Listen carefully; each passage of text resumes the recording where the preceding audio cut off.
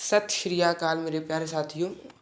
ਅੱਜ ਅਸੀਂ ਗੱਲ ਕਰਨ ਜਾ ਰਹੇ ਹਾਂ 10ਵੀਂ ਜਮਾਤ ਦੇ SST ਦਾ ਸੋਸ਼ਲ ਸਟੱਡੀ ਦਾ ਸੈਂਪਲ ਪੇਪਰ ਹੈ ਜੋ ਸਤੰਬਰ ਤੇ 2021 ਦੇ ਪੇਪਰ ਚੱਲਣੇ ਨੇ। ਉਸ ਵਾਸਤੇ ਬਹੁਤ ਹੀ ਲਾਭਦਾਇਕ ਸੈਂਪਲ ਪੇਪਰ ਹੈ।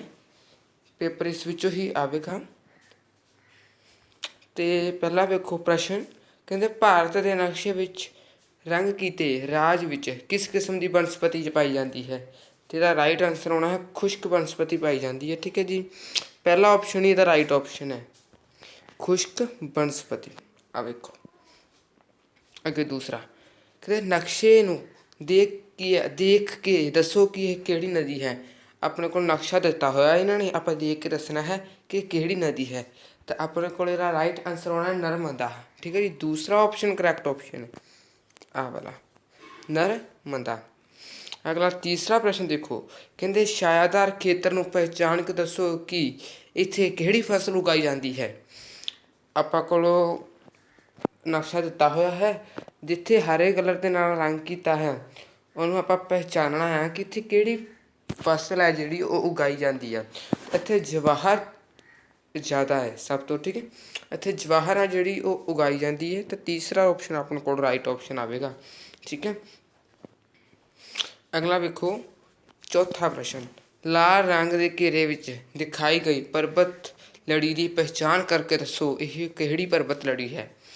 ਆਪਾਂ ਲਾਲ ਕਲਰ ਕੀਤਾ ਹੋਇਆ, ਇਹਦੇ ਵਿੱਚ ਜਿਹੜੀ ਲਾਲ ਲਕੀਰ ਹਲਕਾ ਜੀ ਲਾਈਨ ਮਾਰੀ ਹੋਈ ਹੈ, ਉਹ ਕਹਿੰਦਾ ਪਰਬਤ ਲੜੀ ਕਿਹੜੀ ਹੈ।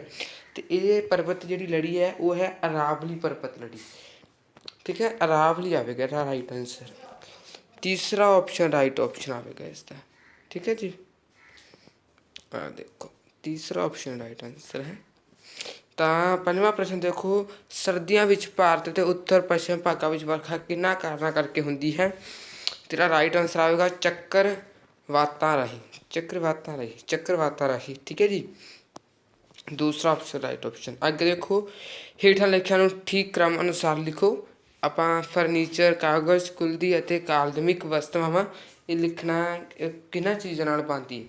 ਅਤੇ ਜਿਹੜਾ ਆਪਣੇ ਕੋਲ ਫਰਨੀਚਰ ਹੈ ਪਹਿਲਾ, ਉਹ ਤੀਸਰਾ ਸਾਲ, ਸਾਗਵਾਨ, ਟਾਹਲੀ ਇਸ ਦੇ ਨਾਲ ਮਿਲ ਜਾਏਗਾ।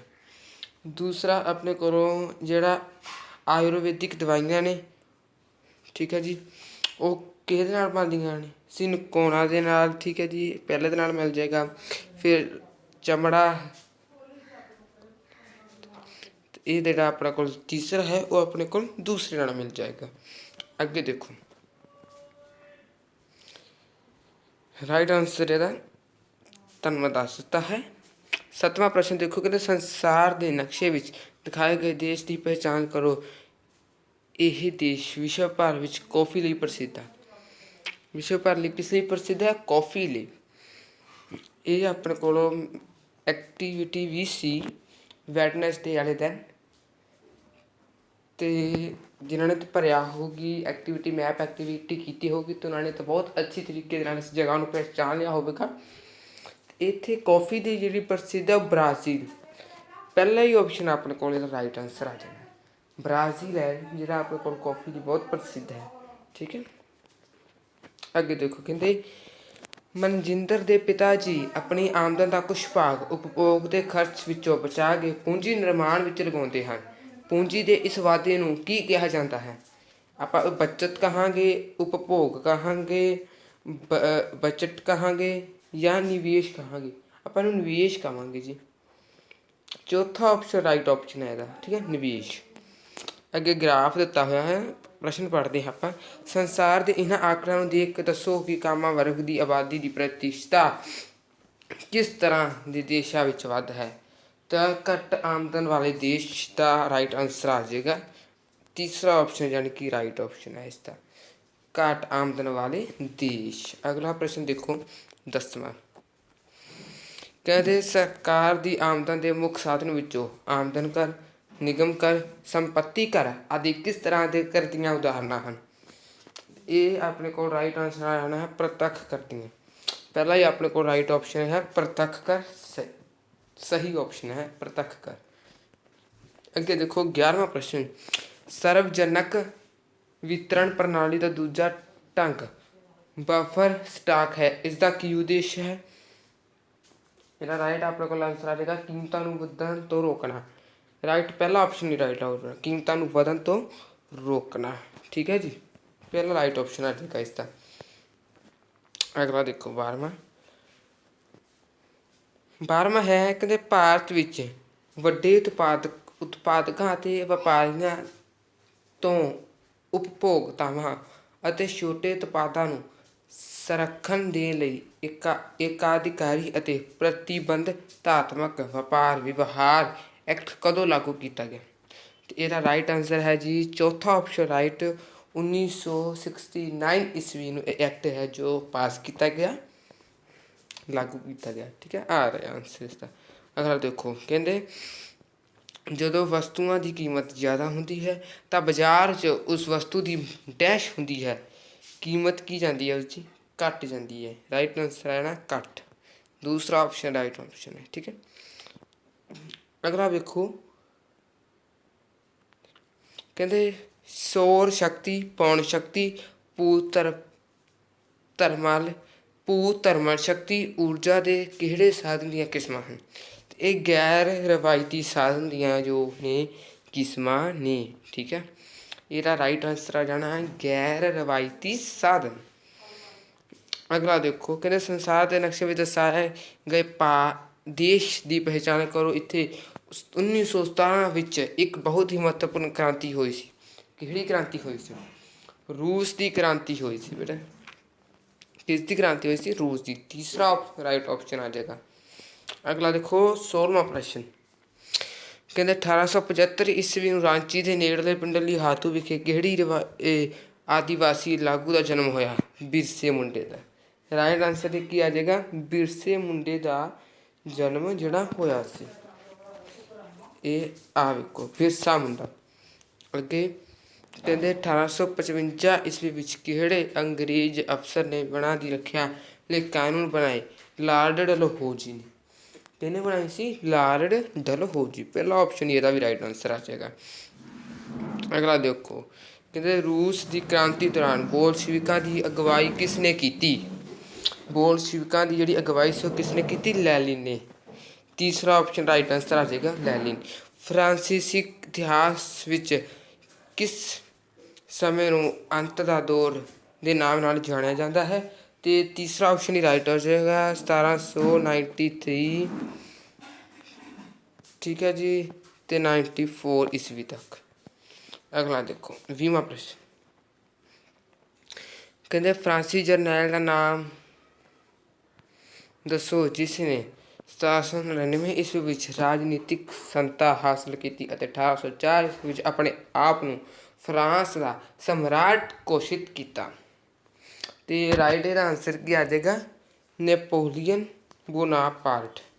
ਠੀਕ ਹੈ ਜੀ, ਚੌਥਾ ਆਪਸ਼ਨ ਹੀ ਰਾਈਟ ਆਂਸਰ ਆ ਜਾਏਗਾ ਇਸ ਦਾ। ਅਗਲਾ ਦੇਖੋ 21ਵਾਂ, ਡੈਸ਼ ਦਾ ਅਰਥ ਹੈ ਪਰਿਸ਼ਦ ਜਾਂ ਸਥਾਨਕ ਪੱਧਰ 'ਤੇ ਸ਼ਾਸਨ ਚਲਾਉਣ ਵਾਲੀ ਇਕਾਈ। ਇਸ ਵਾਕ ਨੂੰ ਸਹੀ ਸ਼ਬਦ ਨਾਲ ਪੂਰਾ ਕਰੋ। ਤੇ ਰਾਈਟ ਆਪਣੇ ਕੋਲ ਕੀ ਆ ਜਾਏਗਾ? ਇਹ ਤੁਸੀਂ ਮੈਨੂੰ ਜਿਹੜਾ ਕੁਐਸਚਨ ਦਾ ਜਵਾਬ ਹੈ ਇਹ ਤੁਸੀਂ ਮੈਨੂੰ ਕਮੈਂਟ ਵਿੱਚ ਦੇਣਾ ਹੈ ਕਿ ਇਸ ਦਾ ਜੋ ਵੀ ਰਾਈਟ ਹੋਵੇਗਾ ਉਹ ਤੁਸੀਂ ਮੈਨੂੰ ਦੱਸ ਦੇਣਾ, ਮੈਂ ਤੁਹਾਨੂੰ ਕਮੈਂਟ ਵਿੱਚ ਇਸ ਦਾ ਆਂਸਰ ਦੱਸ ਦਾਂਗਾ। ਤਾਂ ਅਗਲਾ 22ਵਾਂ ਪ੍ਰਸ਼ਨ ਦੇਖੋ, ਕਹਿੰਦੇ ਭਾਰਤ ਦੀ ਸੰਸਦੀ ਪ੍ਰਣਾਲੀ ਵਿੱਚ ਡੈਸ਼ ਸੰਸਦ ਮੰਤਰੀ ਪਰਿਸ਼ਦ ਪ੍ਰਸ਼ਾਸਨ ਅਤੇ ਆਪਣੇ ਰਾਜਨੀਤਿਕ ਦਲਾਂ ਵਿੱਚ ਸਰਵਸ਼੍ਰੇਸ਼ਠ ਹਨ। ਸਰਵਸ਼੍ਰੇਸ਼ਠ ਹੈ ਤੇ ਪ੍ਰਧਾਨ ਮੰਤਰੀ ਰਾਈਟ ਆਂਸਰ ਆ ਜਾਏਗਾ। ਰਾਈਟ ਆਂਸਰ ਇਸ ਦਾ ਪ੍ਰਧਾਨ ਮੰਤਰੀ, ਦੂਸਰਾ ਆਪਸ਼ਨ ਕਰੈਕਟ ਆਪਸ਼ਨ ਹੈ। ਅਗਲਾ ਵੇਖੋ, ਕਹਿੰਦੇ ਸ਼ੋਸ਼ਣ ਵਿਰੁੱਧ ਅਧਿਕਾਰ ਅਨੁਸਾਰ ਡੈਸ਼ ਸਾਲ ਦੀ ਘੱਟ ਉਮਰ ਦੇ ਬੱਚੇ ਨੂੰ ਕਾਰਖਾਨੇ ਵਿੱਚ ਨਹੀਂ ਲਗਾਇਆ ਜਾ ਸਕਦਾ। ਹੁਣ ਜਿਹੜਾ ਸ਼ੋਸ਼ਣ ਦੇ ਵਿਰੁੱਧ ਅਧਿਕਾਰ ਆ ਉਹ ਉਸ ਸਾਲ ਦੀ ਘੱਟ ਉਮਰ ਤੋਂ ਕਾਰਖਾਨੇ ਵਿੱਚ ਬੱਚਿਆਂ ਨੂੰ ਆਪਾਂ ਨਹੀਂ ਲਗਾ ਸਕਦੇ। ਉਹ ਕਿਹੜੀ ਉਮਰ ਹੈ? 18 ਸਾਲ, 12 ਸਾਲ, 14 ਸਾਲ ਕਿ 15 ਸਾਲ? 14 ਸਾਲ ਰਾਈਟ ਆਂਸਰ ਹੈ ਇਹਦਾ। ਠੀਕ ਹੈ, 14 ਸਾਲ ਦੀ ਘੱਟ ਉਮਰ ਤੋਂ ਆਪਾਂ ਨਹੀਂ ਲਾ ਸਕਦੇ। ਅਗਲਾ ਦੇਖੋ, ਕਹਿੰਦੇ ਹਾਈ ਕੋਰਟ ਨੂੰ ਆਪਣੇ ਅਧੀਨ ਅਦਾਲਤਾਂ ਅਤੇ ਫੈਸਲਾ ਵਿਰੁੱਧ ਕਿਹੜੀਆਂ ਅਧੀਨਾਂ ਸੁਣਨ ਦਾ ਅਧਿਕਾਰ ਹੈ? ਅਪੀਲਾਂ ਸੁਣਨ ਦਾ ਅਧਿਕਾਰ ਹੈ। ਤਾਂ ਰਾਈਟ ਆਂਸਰ ਆ ਜਾਏਗਾ ਉਪਰੋਕਤ ਸਾਰੇ। ਦੀਵਾਨੀ ਫੌਜਦਾਰੀ ਤੇ ਸੰਵਿਧਾਨਿਕ ਉਪਰੋਕਤ ਸਾਰੇ ਆ ਜਾਏਗਾ ਇਸਦਾ ਆਂਸਰ। ਅਗਲਾ ਵੇਖੋ, ਭਾਰਤੀ ਲੋਕਤੰਤਰ ਸਰੂਪ ਦੀਆਂ ਵਿਸ਼ੇਸ਼ਤਾਵਾਂ ਵਿੱਚੋਂ ਹੇਠ ਲਿਖਿਆਂ ਵਿੱਚੋਂ ਕਿਹੜੀ ਵਿਸ਼ੇਸ਼ਤਾਵਾਂ ਢੁਕਵੀਂ ਨਹੀਂ ਹੈ। ਤੇ ਇਹਦੇ ਵਿੱਚ ਜਿਹੜੀ ਆਪਣੇ ਕੋਲ ਢੁਕਵੀਂ ਨਹੀਂ ਹੈ ਉਹ ਮੈਨੂੰ ਤੁਸੀਂ ਦੱਸਣੀ ਹੈ ਕਮੈਂਟ ਬਾਕਸ ਵਿੱਚ, ਕਮੈਂਟ ਕਰਕੇ ਕਿ ਇਹ ਇਸਦਾ ਰਾਈਟ ਆਂਸਰ ਹੈ 25ਵੀਂ ਦਾ। ਅਗਲਾ ਦੇਖੋ 26ਵਾਂ ਪ੍ਰਸ਼ਨ, ਹਰਵਿੰਦਰ ਅਤੇ ਮਨਪ੍ਰੀਤ ਪੜ੍ਹੇ ਲਿਖੇ ਨਾਗਰਿਕ ਹਨ। ਉਹ ਦੇਸ਼ ਦੀਆਂ ਆਰਥਿਕ, ਸਮਾਜਿਕ ਅਤੇ ਰਾਜਨੀਤਿਕ ਸਮੱਸਿਆਵਾਂ ਨੂੰ ਸਮਝਦੇ ਹਨ ਅਤੇ ਉਹਨਾਂ ਨੂੰ ਹੱਲ ਕਰਨ ਲਈ ਅਹਿਮ ਭੂਮਿਕਾ ਨਿਭਾਉਂਦੇ ਹਨ। ਉਹ ਕਿਸ ਪ੍ਰਕਾਰ ਦੇ ਲੋਕਤੰਤਰ ਦਾ ਹਿੱਸਾ ਹਨ। ਸਫਲ ਲੋਕਤੰਤਰ, ਅਸਫਲ ਲੋਕਤੰਤਰ, ਜਿਹੜਾ ਸਫਲ ਲੋਕਤੰਤਰ ਆ ਜਾਏਗਾ, ਠੀਕ ਹੈ, ਕਿਉਂਕਿ ਉਹ ਪੜ੍ਹੇ ਲਿਖੇ ਨੇ, ਸਫਲ ਲੋਕਤੰਤਰ ਦਾ ਹਿੱਸਾ ਹਨ। ਅਗਲਾ ਦੇਖੋ, ਭਾਰਤ ਵਿੱਚ ਕਾਨੂੰਨ ਨਿਰਮਾਣ ਦੀ ਆਖਰੀ ਸ਼ਕਤੀ ਕਿਸ ਕੋਲ ਹੈ। ਭਾਰਤ ਵਿੱਚ ਕਾਨੂੰਨ ਨਿਰਮਾਣ ਦੀ ਜਿਹੜੀ ਆਖਰੀ ਸ਼ਕਤੀ ਹੈ ਉਹ ਕਿਸ ਕੋਲ ਹੈ, ਉਹ ਰਾਸ਼ਟਰਪਤੀ ਕੋਲ ਹੈ। ਚੌਥਾ ਆਪਸ਼ਨ ਰਾਈਟ ਆਂਸਰ ਆ ਜਾਏਗਾ, ਕਿਸ ਕੋਲ ਹੈ, ਰਾਸ਼ਟਰਪਤੀ ਕੋਲ। ਅਗਲਾ ਵੇਖੋ, 44ਵੀਂ ਸੋਧ ਦੁਆਰਾ ਸੰਪੱਤੀਆਂ ਜਾਂ ਜਾਇਦਾਦ ਦਾ ਅਧਿਕਾਰ ਮੌਲਿਕ ਅਧਿਕਾਰਾਂ ਦੀ ਸ਼੍ਰੇਣੀ ਵਿੱਚੋਂ ਕਿਹੜੇ ਸਾਲ ਵਿੱਚ ਖਾਰਜ ਕੀਤਾ ਗਿਆ। ਤੇ ਇਹਦਾ ਰਾਈਟ ਆਂਸਰ ਆਵੇਗਾ 1978 ਈਸਵੀ ਵਿੱਚ। 1978 ਈਸਵੀ ਪਹਿਲਾ ਆਪਸ਼ਨ ਹੀ ਕਰੈਕਟ ਆਪਸ਼ਨ ਹੈ ਇਸਦਾ, ਜੇ ਵਾਲਾ। ਅਗਲਾ ਦੇਖੋ, ਅਗਲਾ ਗ੍ਰਾਫ ਹੈ, ਇਹ ਵੀ ਤੁਸੀਂ ਮੈਂ ਤੁਹਾਨੂੰ ਬਾਅਦ 'ਚ ਦੱਸ ਦਾਂਗਾ। ਅਗਲਾ ਦੇਖੋ 30ਵਾਂ ਪ੍ਰਸ਼ਨ, ਕਹਿੰਦਾ ਕਾਨੂੰਨ ਦੇ ਸ਼ਾਸਨ ਦਾ ਸਿਧਾਂਤ ਕੀ ਹੈ। ਕਾਨੂੰਨ ਦੇ ਸ਼ਾਸਨ ਦਾ ਸਿਧਾਂਤ ਕੀ ਹੈ। ਤੇ ਕਾਨੂੰਨ ਦੇ ਸਾਹਮਣੇ ਸਮਾਨਤਾਵਾਂ, ਕਾਨੂੰਨ ਦੇ ਸਾਹਮਣੇ ਸਮਾਨਤਾਵਾਂ, ਯਾਨੀ ਕਿ ਕਾਨੂੰਨ ਦੇ ਨਜ਼ਰ ਵਿੱਚ ਸਾਰੇ ਕੀ ਨੇ, ਸਮਾਨ, ਯਾਨੀ ਕਿ ਬਰਾਬਰ ਨੇ। ਸਾਰੇ ਧਰਮ ਕਹਿ ਲਓ, ਚਾਹੇ ਲੋਕ ਕਹਿ ਲਓ, ਸਾਰੇ ਧਰਮ ਕੀ ਨੇ, ਬਰਾਬਰ ਨੇ ਕਾਨੂੰਨ ਦੀ ਨਜ਼ਰ ਵਿੱਚ। ਅਗਲਾ ਦੇਖੋ, ਕਹਿੰਦਾ ਖੇਤੀਬਾੜੀ ਖੇਤਰ ਵਿੱਚ 5 ਤੋਂ 6 ਮਹੀਨੇ ਬੇਰੁਜ਼ਗਾਰ ਰਹਿੰਦੇ ਹਨ। ਇਸ ਬੇਰੁਜ਼ਗਾਰੀ ਨੂੰ ਕੀ ਕਹਿੰਦੇ ਨੇ, ਮੌਸਮੀ ਬੇਰੁਜ਼ਗਾਰੀ। ਸਭ ਪਤਾ ਹੈ ਆਪਾਂ ਨੂੰ ਕਿ ਇਸ ਨੂੰ ਮੌਸਮੀ ਬੇਰੁਜ਼ਗਾਰੀ ਕਹਿੰਦੇ ਨੇ। ਜਦੋਂ ਮੌਸਮ ਆਵੇਗਾ ਬੇਰੁਜ਼ਗਾਰੀ ਹੋਵੇਗੀ, ਜਦੋਂ ਨਹੀਂ ਮੌਸਮ ਹੈ ਉਸ ਬੇਰੁਜ਼ਗਾਰੀ ਦਾ, ਜਾਂ ਫਸਲ ਕਹਿ ਲਓ, ਜੋ ਕੁਛ ਵੀ ਕਹਿ ਸਕਦੇ ਆਪਾਂ ਉਸਨੂੰ, ਅਤੇ ਉਹ ਬੇਰੁਜ਼ਗਾਰੀ ਜਿਹੜੀ ਮੌਸਮ ਜਿਹੜੀ ਆਪਣੇ ਕੋਲ 5-6 ਜਿਹੜੇ ਮਹੀਨੇ ਚੱਲਦੀ ਹੈ, ਉਹ ਕੀ ਹੈ, ਮੌਸਮੀ ਬੇਰੁਜ਼ਗਾਰੀ। ਅਗਲਾ ਦੇਖੋ, ਕਹਿੰਦੇ ਨਕਸ਼ੇ ਵਿੱਚ ਦਿਖਾਈ ਗਈ ਨਦੀ ਡੰਡਾ ਕਾਨਰੀਆਂ ਤੋਂ ਨਿਕਲਦੀ ਹੈ। ਇਸ ਦੀ ਲੰਬਾਈ 858 ਕਿਲੋਮੀਟਰ ਹੈ। ਨਦੀ ਦਾ ਨਾਮ ਦੱਸੋ। ਹੁਣ ਆਪਾਂ ਇਸ ਨਦੀ ਦਾ ਹੈ ਜੋ ਉਹ ਨਾਮ ਦੱਸਣਾ ਹੈ, ਅਤੇ ਇਹ ਮਹਾਨਦੀ ਹੈ ਜੀ। ਕਿਹੜੀ ਨਦੀ ਹੈ, ਮਹਾਨਦੀ। ਹੇਠ ਲਿਖੇ ਵਿੱਚੋਂ ਕਿਹੜੀ ਨਵਿਆਉਣਯੋਗ ਸਰੋਤ ਹਨ। ਹੇਠ ਲਿਖੇ ਵਿੱਚੋਂ ਕਿਹੜੇ ਨਵਿਆਉਣਯੋਗ ਸਰੋਤ ਹਨ। ਸੌਰ ਊਰਜਾ ਹੈ, ਠੀਕ ਹੈ ਜੀ, ਕਦੇ ਨਹੀਂ ਮੁੱਕ ਸਕਦੀ। ਹੇਠ ਲਿਖੇ ਦੇਸ਼ਾਂ ਵਿੱਚੋਂ ਵੀਟੋ ਸ਼ਕਤੀ ਕਿਹੜੇ ਦੇਸ਼ ਕੋਲ ਨਹੀਂ ਹੈ। ਹੁਣ ਹੇਠ ਲਿਖਿਆਂ ਵਿੱਚੋਂ ਜਿਹੜੀ ਵੀਟੋ ਸ਼ਕਤੀ ਆ ਉਹ ਕਿਹੜੇ ਦੇਸ਼ ਕੋਲ ਨਹੀਂ ਹੈਗੀ, ਭਾਰਤ ਕੋਲ। ਭਾਰਤ ਕੋਲ ਜਿਹੜੀ ਵੀਟੋ ਸ਼ਕਤੀ ਉਹ ਨਹੀਂ ਹੈਗੀ। ਨਕਸ਼ੇ ਨੂੰ ਧਿਆਨ ਨਾਲ ਵੇਖੋ ਅਤੇ ਭਾਰਤ ਦੇ ਪੂਰਬੀ ਤੱਟ 'ਤੇ ਸਥਿਤ ਦੋ ਬੰਦਰਗਾਹਾਂ ਦੀ ਪਹਿਚਾਣ ਕਰੋ। ਚੇਨਈ ਅਤੇ ਪਾਰਾਦੀਪ ਰਾਈਟ ਆਂਸਰ ਆ ਜਾਣਾਗਾ, ਚੇਨਈ ਅਤੇ ਪਾਰਾਦੀਪ। ਅਤੇ ਇਸੇ ਤਰੀਕੇ ਨਾਲ ਆਪਣੇ 35 ਕੁਐਸਚਨ ਤੁਹਾਡੇ ਖਤਮ ਹੁੰਦੇ ਨੇ।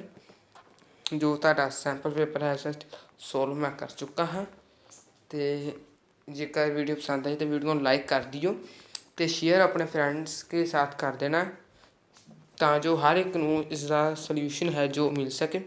ਚੈਨਲ ਸਬਸਕ੍ਰਾਈਬ ਕਰ ਲੈਣਾ ਤਾਂ ਜੋ ਮੇਰੀ ਅੱਗੇ ਆਉਣ ਵਾਲੀਆਂ ਹਰ ਇੱਕ ਵੀਡੀਓ ਤੁਹਾਨੂੰ ਸਭ ਤੋਂ ਪਹਿਲਾਂ ਮਿਲ ਸਕੇ। ਧੰਨਵਾਦ।